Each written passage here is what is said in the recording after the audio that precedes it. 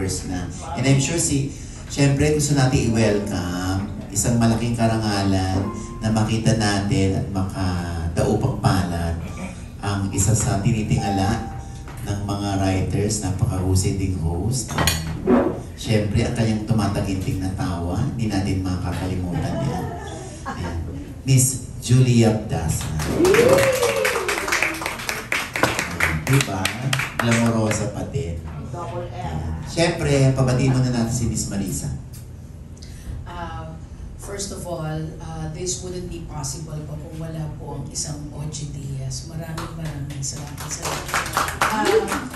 Si Ogie kasi is the kind of person na hindi siya demonstrative, hindi siya showy.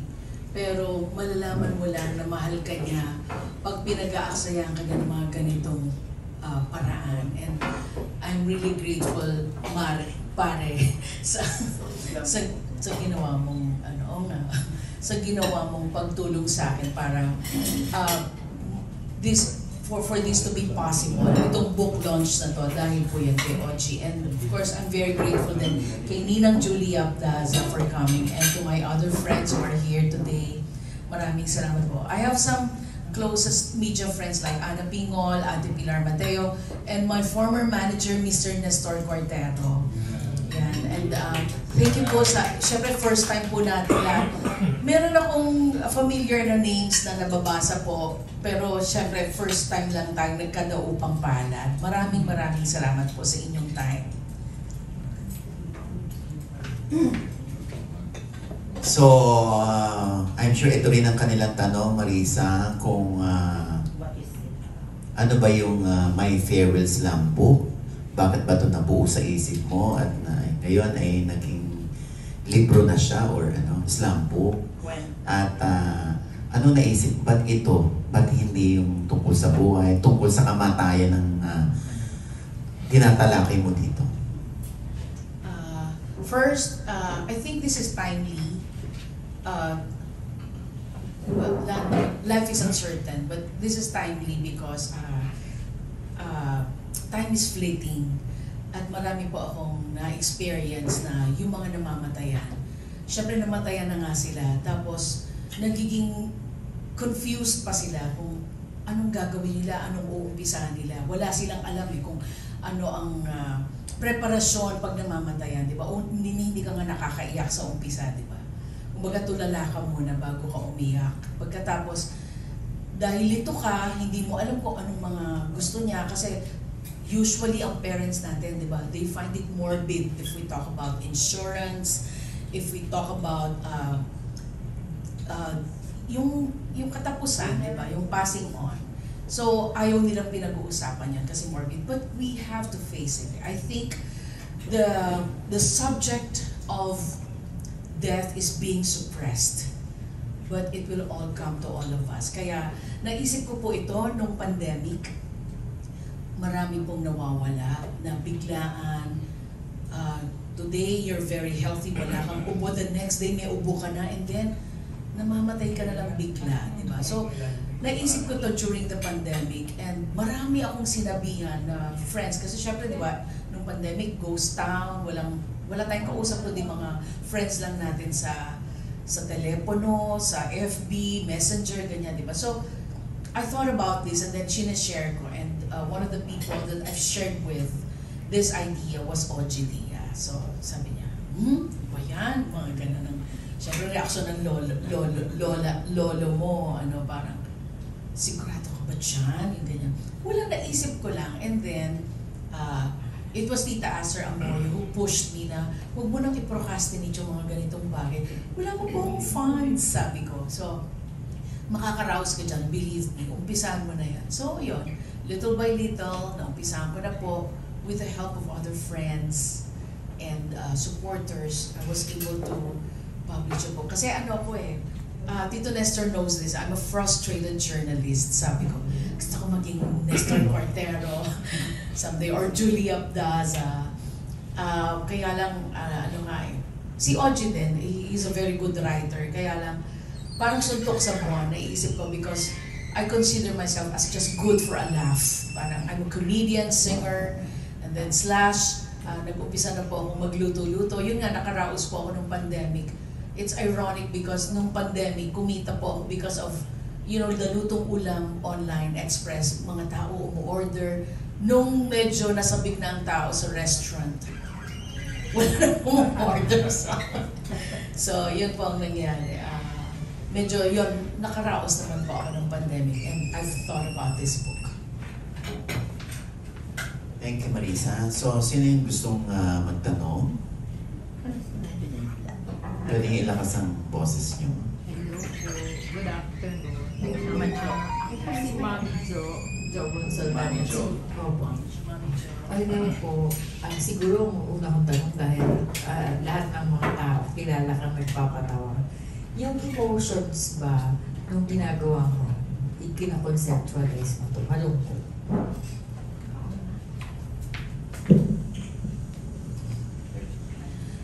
I believe po kasi that happiness is a choice. When I was conceptualizing this idea, I will be a hypocrite if I tell you that I was happy. Of course, I was sad. Kasi left and right, makikita niyo naman, hindi lang kamag-anak niyo ang nawawala. Even your friends, dear ones, parents, di ba? And colleagues, di ba, nawawala. So, syempre nalulungkot ka kasi like what I said, everything will come to an end. Kaya lang minsan iniisip, wag muna. Diba? Wag muna. Pag dumating na rin na maedad ka na rin, sasabihin mo pa rin naman, wag muna eh. Pero definitely, we will all pass on. Follow up po siguro Yes. yung part na aling particular detail dun sa libro, yung talagang ang hirap bitawan for you. Yung talagang you go over and over na pinanggigilan ng part ng libro. Siguro yung yung nakalagay dito, I hope you have read it somehow. Yes. Have you scanned the pages somehow? So, siguro dun sa yung put a blank heart, yung part na yun. Kasi, di ba tayo, marami tayong, from one way to another, meron tayong, for example, for instance, kay Oji, marami akong gustong sabihin kay Oji na hindi ko magawa kasi he's a very busy person. So parang ako, susulatan ko siya doon. Marami akong gustong sabihin sa kanya, marami akong gustong iparamdam sa kanya, gratitude, tampo, yung ganyan. Kung nagtampo man ako sa kanya kasi Tito Nestor and Kim was my manager before. They were both part of my career. And kung may itatampo kay Oji kasi, every time na, Mani, okay lang ba? Taklesa ba ako? Every time na binibenta niya ako, no, I'm just being true. Tuwing ibibenta niya ako, kunwari ABS-CBN, Santino, ganyan. Oh, ito si Marisa Sanchez, alaga ko to. Yan. Baka meron siyang role na bagay dito. Uy, Oji, buti nakita ka namin. Kailangan ka namin dito sa particular role na to. So parang imbis na akong kunin, siya ang kinukuha. So sabi ko, ba't di na lang tayo magpalit? Ako na lang manager. So hanggang sa sabi ko, I think I decided na aalis na lang ako sa'yo. Kasi kung di mo kukuning manager, we have to, pero gusto ko ma-maintain natin yung friendship. Ayoko mawala yung friendship. So kaya ako umalis sa kanya kasi kakumpetensya ko pa siya sa trabaho ko. Parang si Boy Abunda, di ba po? Marami po siyang talents, pero siya yung mas maraming racket kesa dun sa mga alaga niya. Same with Tito Nestor. Si Tito Nestor naman, he's a very busy man. He's a professor, he's a editor, busy siya. Yung hindi niya rin agad na yung mga the inquiries, hindi niya agad nasasagot because he's a very busy man. Until now, Tito Nestor, di ba? Ayun. So yun, parang wala talagang So finally, I'm a Viva artist now. Yeah. So puro Viva Max na po ang gano'n. Sino pa gusto mo? Yes. Okay. Can you share with us kung gaano katagal yung pagbuo niya ng book, paano niyo pinili yung content? Yeah, paano ko pinili mga content? The whole pandemic, I guess.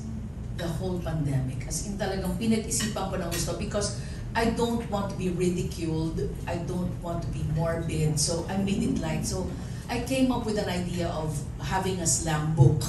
Kasi doon po sa mga hindi nakakaalam, ang slam book kasi during my time, sikat na sikat po ang slam book. So yung mga millennial, mga I think si Ana Pingot, sino ang pinakabata dito na media, na vlogger, hindi niyo siguro alam yung slam book, pero in-explain ko rin kung ano ang slam book ko. Pang ano to pang kilig, yan. I think hindi mo na naabutan. Naabutan mo. So yun. Last na po. Sino po yung target market nyo and how would you advise people to use it? Halimbawa kasi syempre kung nagbabago yung mga gusto natin. So would you advise people to have one yearly? Parang gano'n. Tingin ko, pati matanda at saka bata, I think they should have it. Because like what I said, life is uncertain. Minsan nga, di ba, pwede nga mauna pa ako sa cancer patient. Pwede pang naglalakad lang ako dyan, bigla ako tinamaan ng kidnap. You can never tell. You can never can tell.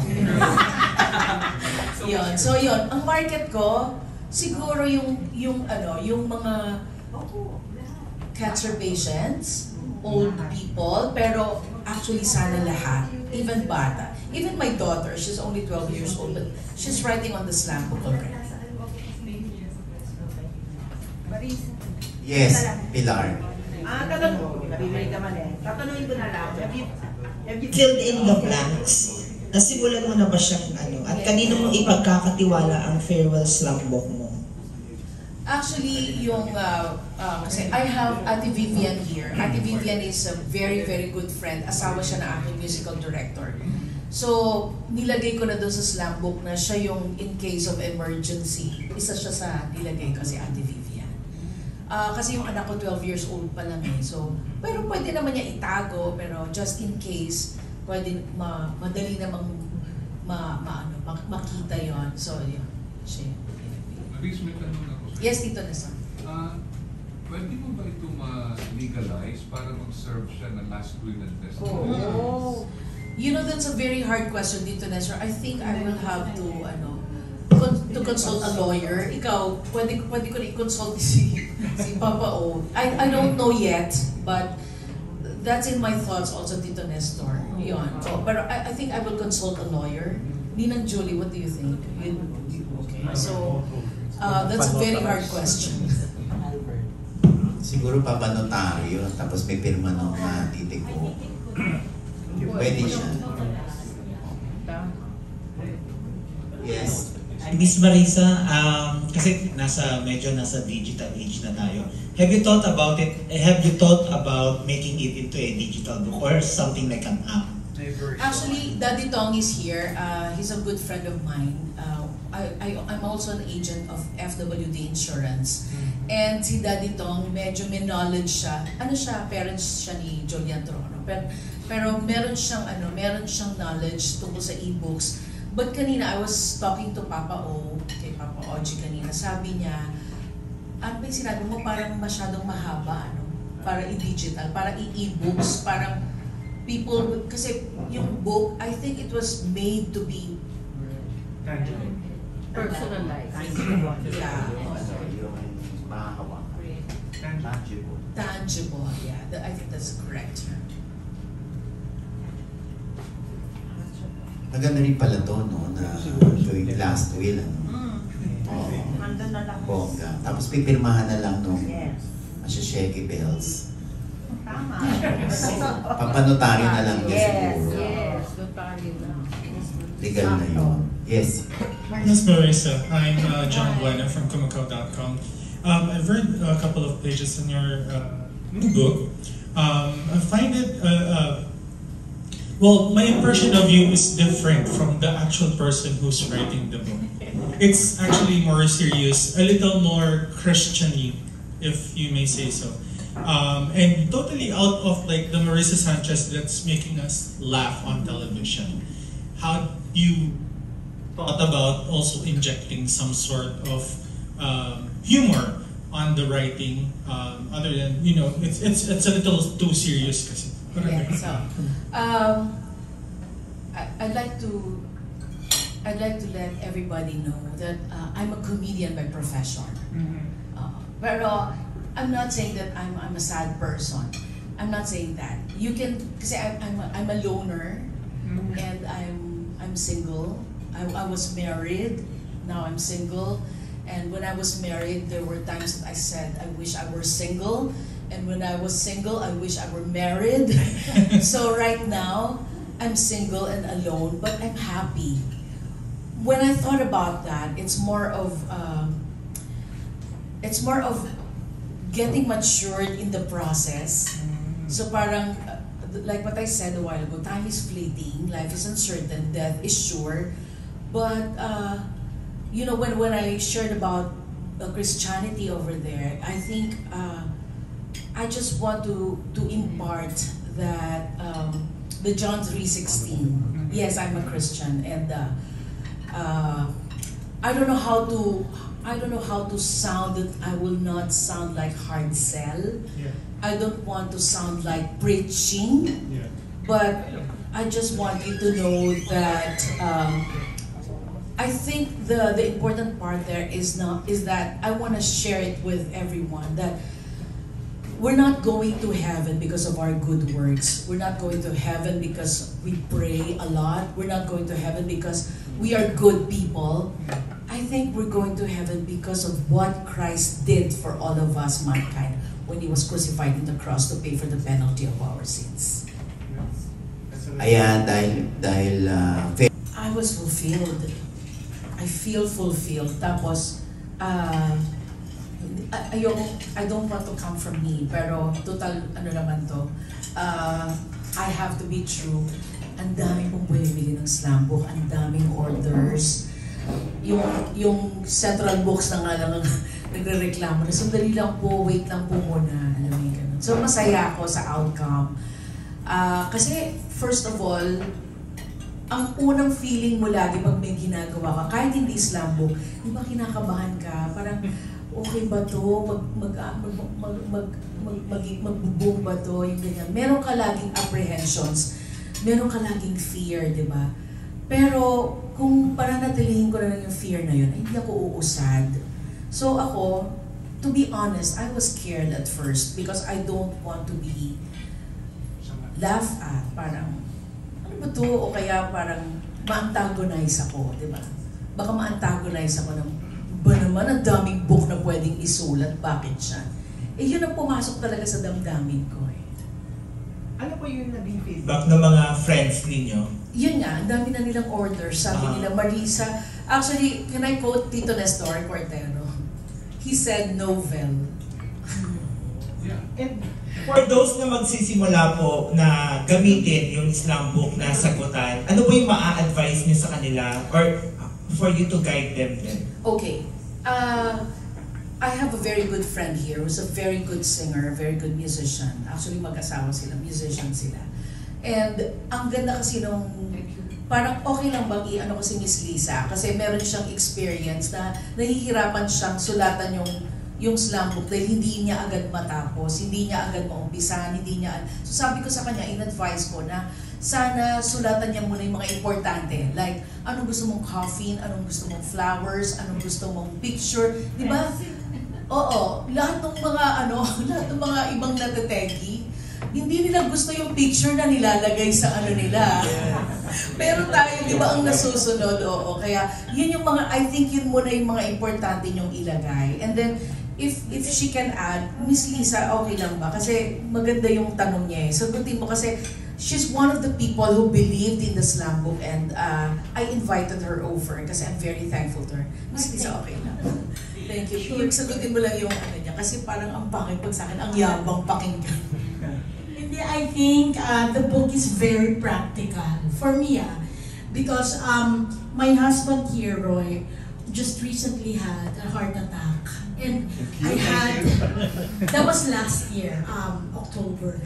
I had the scariest Halloween. I tell you, because I didn't know kung okay ba will he get through it, and you know, and this book actually. Bumili kagad ako because of, ako rin, may fear ako sa sarili ko na what if, ganyan, ako ganun lang pala kabilis talaga, diba? And so, it's very important, most especially that part na what do you want to tell your dear ganyan, di ba may ganun part doon sa book. So yung mga ganun parang, ang hirap pala sagutan kasi ano ba talaga yung gusto mong sabihin sa kanya for the last time. Yun kasi yung mindset mo dapat when you're answering that eh. So yung huling habilin mo or whatever. But it's very important that you know these things and you are able to relay na lahat naman ng magpapass on, gusto sanang nagawa yun. So, I think it's a very practical book that everyone should have. Kasi nga, para may mga billion ka na masabi na yung iba hindi nagawa, at least ikaw, meron kang ganun. And by the way, pwede nga talaga yatang gawing will yun. Kasi according to what do you call this? A lawyer friend. Basta as long as it's notarized and you signed it. Even if it's just handwritten, pwede yun. So yun, there. Congratulations. Thank you, Miss Lisa. Ayan. Pag siya na po sumagot kasi maganda yung testimony niya about it. Thank you po for sharing. And for my last question na lang po, Miss Marisa, since if you can share lang brief details, how would you describe your farewell? What farewell? What particular farewell episode? Farewell and last day. Okay. Parang gano'n. Na nilagay mo doon, if you can share lang. Pinaka-importante sa akin doon yung special thanks eh. If you noticed, marami akong pinasalamatan doon. Kasi minsan, this is just in my own experience. So, tingin ko yun yung pinaka-importante na sulat ko doon. Kasi minsan kasi yung mga taong akala mo na totoo sa'yo, akala mo na totoong mahal ka, hindi pala. Tapos yung mga ano lang, yung napapadaan lang, yung pala yung mga sincere talaga sa'yo. So, during the episode when I was, I'm not going to say that I was okay before, but during those times that, when I was like, okay, I had lots of friends. Nung nag-pandemic, well, in other words, during those low times, that you will realize who your real friends are. So yeah, I think that's the most important, the special thanks to the following. Thank you. And congratulations po. Thank you. Minsan kasi si Marisa all mine to give, kaya siya rin nasasaktan pag hindi the same ang nakukuha niya. That will never diba? happen. Oo nga eh. Yes. Naz po from Hypenia Philippines. Question ko lang po, ano po yung reaction ng anak nyo nung nalaman niyang gumagawa kayo ng book about death? Yeah. Like, paano nyo po na-explain sa 12 or 10 years old po siya na yun yan? Alam mo, nakakatuwa yung anak ko kasi yung anak ko talagang medyo may condition kasi yung anak ko, pero hindi condition na masama. Ibig sabihin, I think lahat ata ng bata may condition, alam mo yun. Nagulat ako sa reaction niya, Mom, that was a good idea, sabi niya. And then I'm gonna answer this. Mom, I can't answer this yet because I'm thinking of my favorite color because as time goes by, my favorite color is changing. Yung ganyan. So, una sabi niya sa coffee niya, purple, tapos habang lumalaki siya, ngayon gusto na daw niya ng black. Mga gano'n. So, malikot yung utak niya. So, sabi niya, I'm not going to answer some of the details here yet. Yan, sabi niya. Since simulan niyo na po magsulat, may mga follow-up po ba kayong mga books na? Hindi. Hindi ko kaya maging Julia Daza or maging Nestor Cortero or Oji Diaz. Hindi yata. Hindi. Pero, importante sa akin na fulfill ko to. I think this can be my legacy, published book, I guess. I think this is the first and last. Hindi po madali what I've gone through with this book, hindi po madali. Because you're the only one who ventured in this kind of... Naglakas loob dito, Nestor. Magkano po yung retail price? Magkano yung book? Okay, it's 850 pesos. So, sa Lazada at saka sa Shopee, it's going to be 950. Kasi syempre, hindi personal. So, sa akin po, it's if you buy it directly from me, it will cost 850 pesos. How many copies have you sold? So far po, Ninang, nakaka 500 mahigit na. So, yeah. So this is one